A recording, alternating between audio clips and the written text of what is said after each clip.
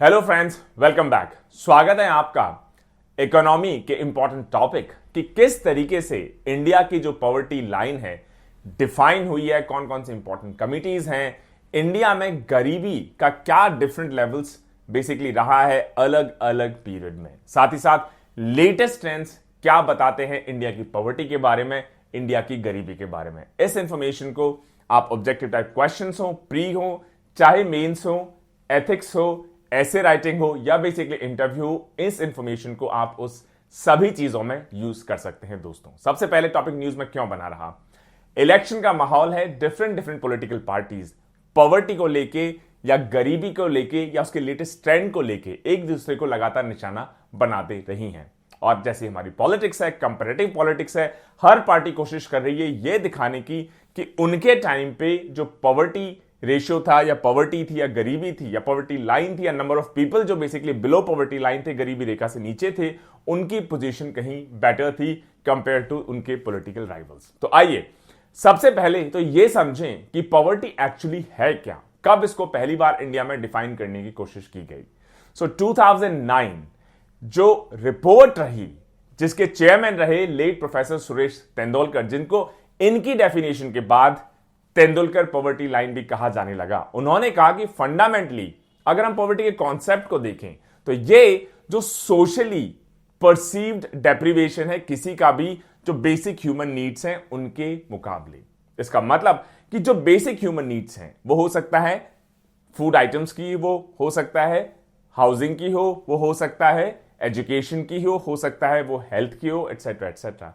इनकी जो रिक्वायरमेंट है हमारी पॉपुलेशन को, उसके मुकाबले सोसाइटी के हिसाब से किसको एडिक्वेट माना जाता है, किसको इनएडिक्वेट माना जाता है। इसका मतलब ये जो डेफिनेशन है ये 2009 के बाद बहुत क्रूशियल रही कि किस तरीके से हम पॉवर्टी रेशियो को या पॉवर्टी नंबर्स को या पॉवर्टी लाइन को इंडिया में डिफाइन करेंगे। और इस डेफिनेशन ने ही बेसिस बनाया जो तेंदुलकर कमेटी का एस्टिमेशन रहा पॉवर्टी को, और जो हमारे ऑफिशियली रिकॉग्नाइज्ड मेथड रहे, नंबर्स रहे 2009 के बाद से लगातार इंडिया में, वो इस डेफिनेशन पे बेस्ड ही रहे। दोस्तों, इस पूरी डेफिनेशन में एक बड़ा इंटरेस्टिंग सा फ्रेज है, ये कहता है कि पॉवर्टी सोशली परसीव्ड डेप्रिवेशन। इसका मतलब कि समाज के हिसाब से, सोसाइटी के हिसाब से जो परसेप्शन है उसके हिसाब से आप पॉवर्टी डिफाइन करेंगे। मतलब एक रिलेटिव कॉन्सेप्ट है। एग्जाम्पल के थ्रू डेमोन्स्ट्रेट करते हैं। मान लीजिए आप हो सकता है यूपी के किसी एक छोटे से गांव में 1000 रुपए महीना अगर आप कमाते हो तो हो सकता है आप एक ठीक ठाक बेसिकली लाइफ जी पाए। वहीं 1000 रुपए अगर आप एक बड़े मेट्रोपॉलिटन फॉर एग्जांपल दिल्ली या बॉम्बे या बेंगलोर एटसेट्रा में अगर आप अर्न करते हैं तो उस 1000 रुपए पर महीने में हो सकता है आप अपना खाना तक ना खा पाए। तो एक यूपी के एक छोटे से गांव में हो सकता है 1000 रुपए की आमदनी, जहां पे आपके खेत अपने हैं, सब्जियां अपनी हैं, आपके फूड ग्रेन्स अपने हैं, आपका हाउस अपना है, वहां पर शायद आपको बेसिक मिनिमम नीड्स को फुलफिल करने में ये उतना हेल्पफुल हो जितना कि बड़े सिटीज में ना हो।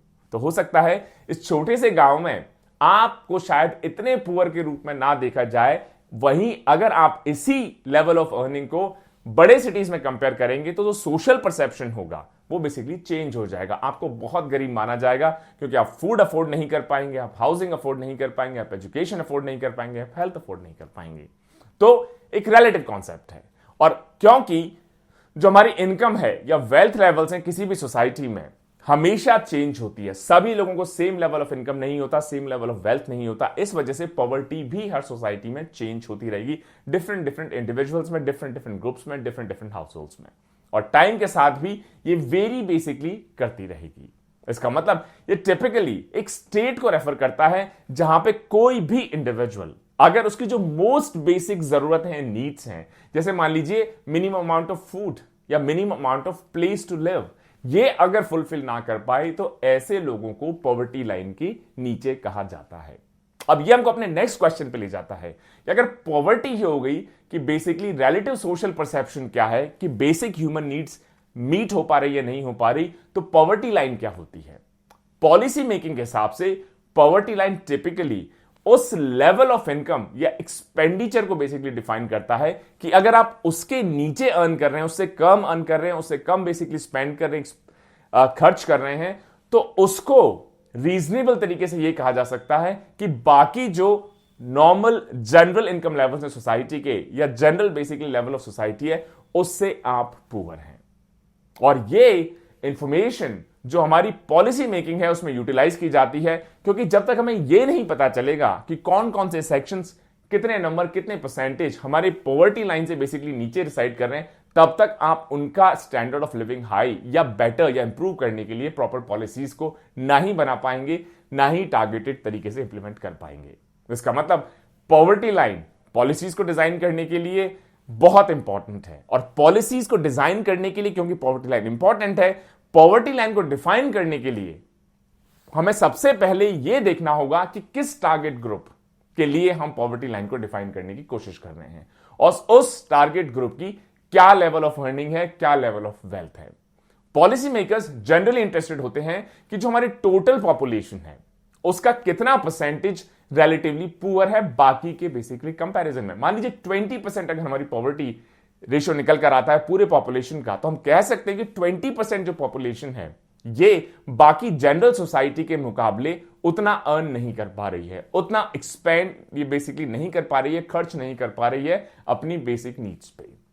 और इस वजह से जब भी हम पॉवर्टी लाइन बेसिकली चूज करते हैं तो लेवल ऑफ इनकम हम देखते हैं, या कंजम्पशन एक्सपेंडिचर, मतलब आप पैसा अर्न कर रहे हैं, उस पैसे को आप क्यों अर्न करते हैं कि किसी ना किसी चीज पे आप उसको खर्च करेंगे। और सबसे पहले आप उसको खर्च करेंगे आपकी जो बेसिक नीड्स हैं, मतलब आप फूड पे, एजुकेशन पे, हेल्थ पे, हाउस होल्ड पे, बच्चों की पढ़ाई एक्सेट्रा पे। इसका मतलब आप डिफाइन करने की कोशिश करते हैं पॉवर्टी लाइन से कि कितने अबव पॉवर्टी लाइन है, नॉन पुअर है, कितने बिलो पॉवर्टी लाइन है जिनको आप पुअर की तरह कैटेगराइज कर सकते हैं। India relatively poor country basically कहा जाता है क्योंकि जो हमारी पर कैपिटा इनकम है वो चाइना के मुकाबले सिर्फ 1/5 ही है, मतलब सिर्फ 20% ही आप कह सकते हैं। और अगर आप यूएस से कंपेयर करें तो 1/30 मतलब 1/30 ही है यूएस में जो एक जनरल इंडिविजुअल बेसिकली अर्न करता है हर साल, उसके मुकाबले एक जनरल इंडियन जो अर्न करता है वो 1/30 गुना कम है। आप इनकम के हिसाब से देख लीजिए, आप कंजम्पशन लेवल्स के हिसाब से देख लीजिए, और उसके बाद जो भी आप पॉवर्टी लाइन डिफाइन करें वो एक कट ऑफ क्राइटेरिया हो जाएगा। उसके नीचे जो लोग होंगे उसको बेसिकली आप पोवर या स्टार्वेशन लेवल्स पर आंक सकते हैं। एक डिकेड पहले की बात करें, रफली मार्च 2012, तो बहुत बड़ी डिबेट, हीटेड डिस्कशंस इस बात को लेके हुए कि उस वक्त जब तेंदुलकर कमेटी ने यह डिफाइन किया कि हमारे इंडिया में, हमारे देश में पॉवर्टी लाइन हम डिफाइन करेंगे कि अगर कोई basically individual 29 rupees per day urban areas में, मतलब शहरी क्षेत्रों में अगर 29 रुपए प्रतिदिन बेसिकली कमा लेता है, या जो रूरल एरियाज हैं वहां पर 22 रुपीज पर डे अर्न कर लेता है, तो उसको पुअर नहीं माना जाएगा।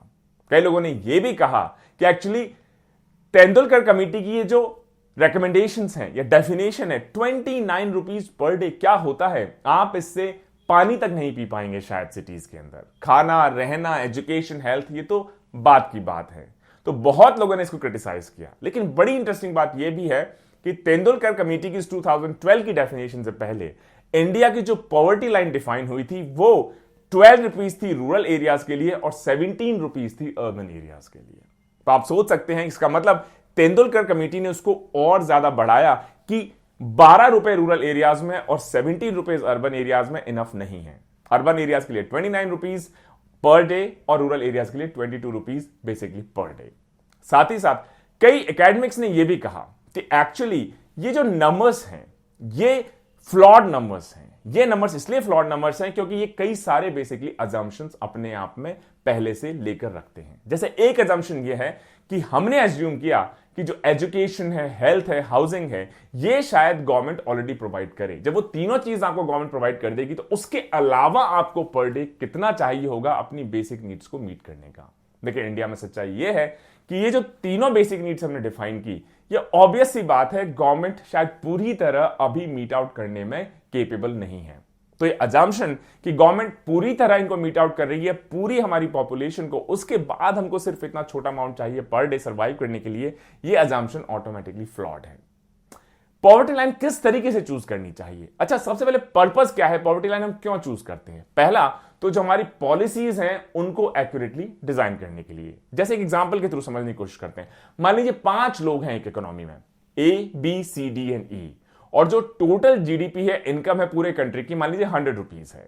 और मान लीजिए ए अर्न करता है 35 रुपीज, बी अर्न करता है 30 रुपीज, सी अर्न करता है 20 रुपीज, डी अर्न करता है 10 रुपीज एंड ई अर्न करता है 5 रुपीज। और मान लीजिए हम एक पॉवर्टी लाइन बेसिकली डिफाइन कर देते हैं और हम कहते हैं हमारी जो पॉवर्टी लेवल है कंट्री में वो 40% है। इसका मतलब क्लियरली कि पॉवर्टी लाइन हमारी 10 रुपीज पे आके सेटल हो गई है कि जो 10 रुपीज से ज्यादा अर्न करेगा उनको पुअर नहीं मानेंगे, 10 रुपीज या 10 रुपीज से कम अर्न करेगा उसको बेसिकली पुअर माना जाएगा। और क्योंकि हमारी जितनी पॉलिसीज हैं उनको रीडिस्ट्रीब्यूटिव कहा जाता है कि जो हायर इनकम ग्रुप्स हैं उनको टैक्सेशन एटसेट्रा के थ्रू उनसे बेसिकली इनकम ली जाए, और जो हमारे पुअर सेक्शंस हैं उनको हो सकता है free housing, free water, free education, free health या NREGA, social security schemes etcetera के थ्रू इस पैसे को रिडिस्ट्रीब्यूट किया जाए जो हमारा lower levels of basically society है। तो पहला जो मेन पर्पस है कि हम पॉलिसी बेसिकली कैसे डिफाइन करें। क्या हम कोई और पॉवर्टी लेवल भी डिसाइड कर सकते हैं? बिल्कुल, ये हमारी कंट्री के ऊपर है। मान लीजिए 10 रुपए की बजाय मैं 30 रुपए बेसिकली डिफाइन कर दूं, तो इसका फायदा क्या है? इसका मतलब अगर मैं 30 रुपीज पॉवर्टी लेवल अपना डिफाइन कर दूं तो 30 रुपीज के ऊपर जो अर्न करते हैं उनको पुअर नहीं माना जाएगा, 30 रुपीज से नीचे वालों को बेसिकली पुअर माना जाएगा। नुकसान यह है कि इससे हमारी लार्ज जो पॉपुलेशन होगी वो बेसिकली पॉवर्टी की कैटेगरी में आ जाएगी, और फिर गवर्नमेंट को बहुत ज्यादा एफर्ट, बहुत ज्यादा रिसोर्सेस, बहुत ज्यादा पॉलिसीज, एग्जीक्यूशंस, बोरोइंग्स, बाहर से पैसा उधार लेना, बहुत सारे इनिशिएटिव लेने पड़ेंगे इतनी लार्ज पॉपुलेशन को आपकी पॉवर्टी लाइन की जो डेफिनेशन है वहां तक ले जाने में। तो इसलिए हर कंट्री एक कॉशियस चॉइस बेसिकली लेता है कि क्या बेसिकली प्रैक्टिकल है, क्या प्रैक्टिकल है जिसके थ्रू हम पॉलिसीज बना के जो बिलो पॉवर्टी लाइन है उनको अबो पॉवर्टी लाइन तक ले आए। क्योंकि कोई भी गवर्नमेंट हो, हर गवर्नमेंट के फाइनेंशियल और बजटरी कंस्ट्रेंट्स होते ही हैं, तो इस वजह से आप ब्लाइंड होकर पॉवर्टी लाइन को सेट नहीं कर सकते। जो दूसरा मेजर रीजन होता है या पर्पस होता है पॉवर्टी लाइन का, वो है कि जो भी हमारी गवर्नमेंट पॉलिसीज हैं over a period of time कितनी सक्सेसफुल रही, कितनी बेसिकली फेल रही। मान लीजिए आपने 10 रुपीज अर्निंग को पॉवर्टी लाइन की तरह डिफाइन किया, फिर आप 5 साल बाद रीअसेस करेंगे कि मान लीजिए 2021 में 10 रुपीज से नीचे जो पॉपुलेशन थी, लेट्स से वो 40% थी।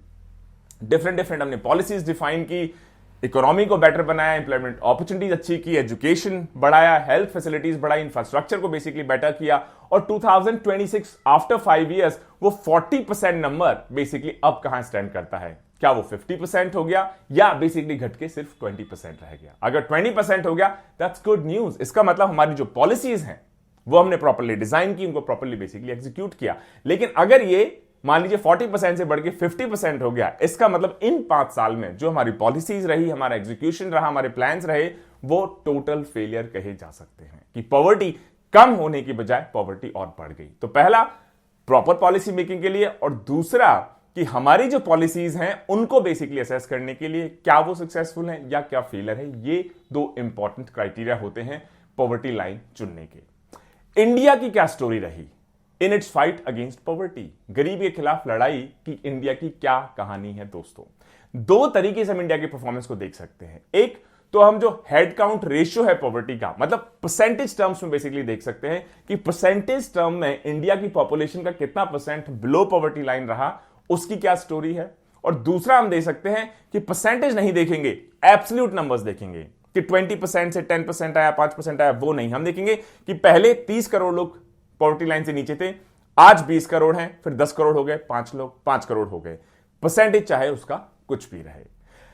शुरू करेंगे हम 1973, और अगर आप हमारा lecture number basically 7 Indian economy का देखेंगे, लेक्चर नंबर 6 आप इंडियन इकोनॉमी का देखेंगे, लेक्चर नंबर 4 आप इंडियन इकोनॉमी का देखेंगे, तो उसमें हमने बताया है कि कैसे different 5 year plans basically target करने की कोशिश करते रहे, और खासतौर से 70s के डिकेड में गरीबी हटाओ ऑफिशियली या पॉवर्टी एलिवेशन एक ऑफिशियली अनाउंस्ड ऑब्जेक्टिव हो गया हमारे बहुत इंपॉर्टेंट 5 ईयर प्लान का।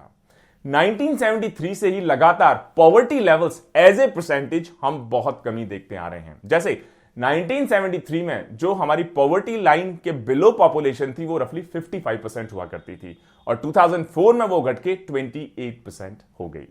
लेकिन उसके बाद तेंदुलकर पॉवर्टी लाइन 2012 में जब डिफाइन की गई तो उन्होंने थोड़ा सा बेसिकली उस पर डिफरेंट अप्रोच लिया, क्योंकि पहले यह अजम्पशन हुआ करता था कि जो हेल्थ केयर एजुकेशन है ये ऑलरेडी गवर्नमेंट द्वारा सबको एडिक्वेटली दिए जाते हैं। तो इन दोनों एसेंशियल बेसिक मिनिमम चीजों को अगर गवर्नमेंट दे दे तो उसके अलावा फिर एडिशनल कितना बेसिकली लोगों को पर डे अर्न करना होगा एक बेयर मिनिमम बेसिक नीड्स को मीट करने के लिए। जब तेंदुलकर पॉवर्टी लाइन ने यह समझा कि एक्चुअली अजम्पशन जो हमारा 1973 से चला आ रहा है कि हेल्थ और एजुकेशन गवर्नमेंट प्रोवाइड करेगी, ये एक्चुअली सही नहीं है।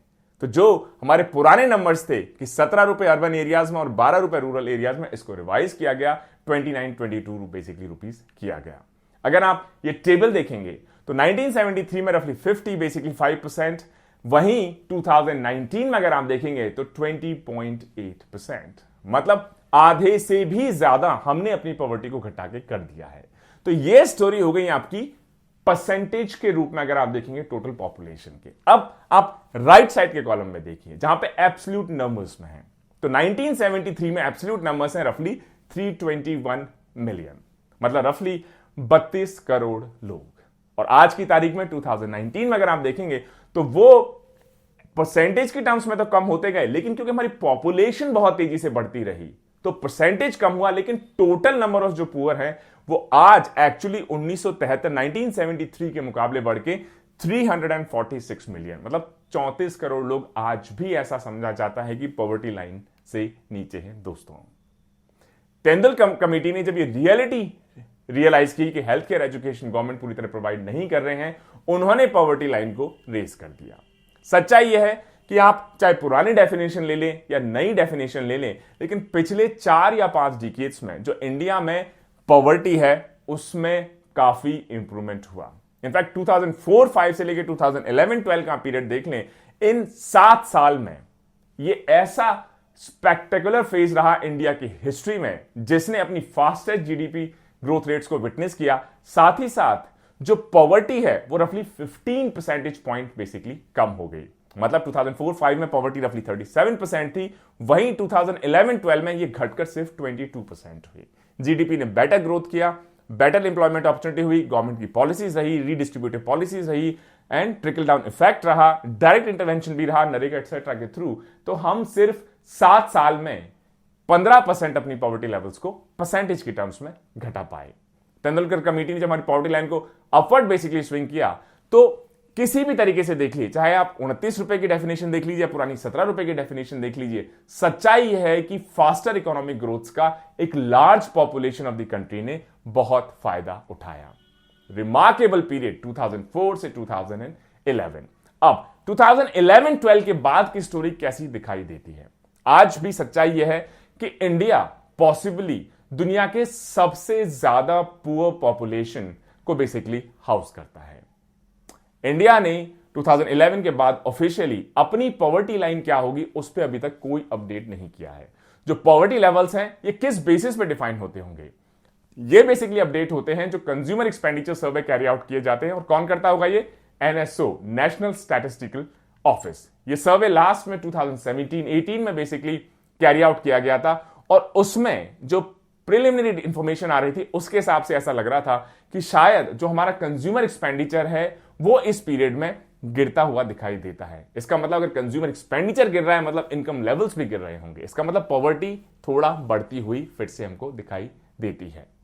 इसको ऑफिशियली एक्सेप्ट नहीं किया गया, लेकिन बहुत सारे इकोनॉमिस्ट का कहना है कि ऐसा लगता है बहुत क्लियरली कि 2011-12 से लेकर 17-18 में शायद पॉवर्टी एक्चुअली गिरने के बजाय या तो स्टैग्नेंट हो गई है या हो सकती है फिर से थोड़ी बढ़ गई हो। और ये इंपैक्ट पैंडेमिक कोरोना जो रहा हमारा पिछले 2, 2.5, 3 साल से, उसकी वजह से ये इंपैक्ट और ज्यादा बेसिकली एक्सरसर्बेट हो गया होगा। ये जो फाइंडिंग्स हैं जो कंज्यूमर एक्सपेंडिचर सर्वे के बेसिस पे होती हैं, सीईएस के बेसिस पे होती हैं, ये फिर 2021-22 में स्केड्यूल्ड है। तो जब ये कंज्यूमर एक्सपेंडिचर सर्वे कैरी किया जाएगा तो शायद और ज्यादा लेटेस्ट इंफॉर्मेशन हमको मिल पाएगी। दोस्तों, ऐसा लगता है कि अगर हम तेंदुलकर पॉवर्टी लाइन यूटिलाइज करें जो कि हमारा ऑफिशियल मेथड है अभी भी, तो जो इंसिडेंस ऑफ पॉवर्टी है वो हो सकता है 2020 में रफली 20.8 के आसपास हो। इंडिया जो एब्सोल्यूट नंबर ऑफ पॉवर है, जैसे हमने देखा कि 346 मिलियन अभी भी हमको ऐसा लगता है कि एब्सोल्यूट नंबर ऑफ पॉपुलेशन हमारे इंडिया में रिसाइड करती है। तो परसेंटेज में शायद कम हुआ, लेकिन एब्सोल्यूट नंबर्स में अभी भी या तो स्टैग्नेंट है या पॉवर्टी थोड़ी हमको बढ़ती हुई दिखाई देती है। जैसे 2004 से 11 के बीच में हमने रफली 140 मिलियन लोगों को पॉवर्टी से बाहर निकाला, मतलब 14 करोड़ लोगों को। वहीं ऐसा लगता है कि 2012 और 2020 के बीच में रफली 76 मिलियन बेसिकली जो हमारी पॉपुलेशन है, मतलब रफली 7 से 8 करोड़ लोग फिर से पॉवर्टी लेवल के नीचे चले गए। दोस्तों, इंडिया की जीडीपी रेट काफी बेसिकली कम होती हुई दिखाई देती है। एक बड़ा रीजन हमारा पैंडेमिक का इंपैक्ट भी इसमें रहा। उसके अलावा और भी बहुत सारे इंटरनेशनल सिनेरियोज रहे, कई सारे पॉलिसी डिसीजंस रहे। अब लगता है कि इकोनॉमी फिर से वी शेप रिकवरी की तरफ बढ़ रही है।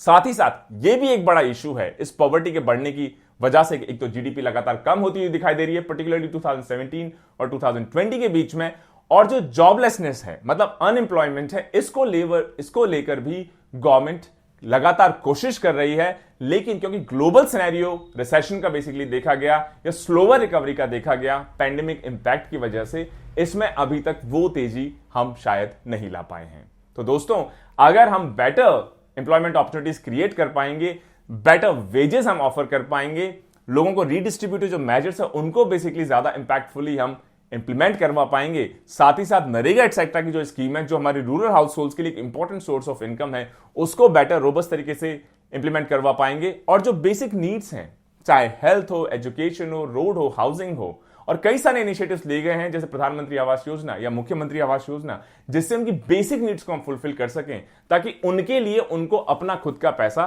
कम बेसिकली खर्च करना पड़े। इन सब पॉलिसी मेजर्स के through better economy, more jobs, better wages, better implementation of social security nets, उसके अलावा better implementation and design of our redistributive policies, इन सब के कॉम्बिनेशन से कोशिश होगी पूरी की पूरी कि ये जो हमको अभी वरिंग ट्रेंड्स दिखाई देते हैं हमारी पॉवर्टी के फिर से बढ़ने के, इनको हम अरेस्ट कर सकें और फिर से जो 1973 से 2011-12 तक हमने देखा कि रफली 55% से घटा के हम 22% तक ले आए, और फिर 11-12 से अभी ऐसा लगता है सिर्फ 1 या 2% ही कम कर पाए, इसको हम फिर तेजी से पॉवर्टी को कम करने के डायरेक्शन में आगे बढ़ पाएंगे। Stay tuned. जय हिंद, जय भारत।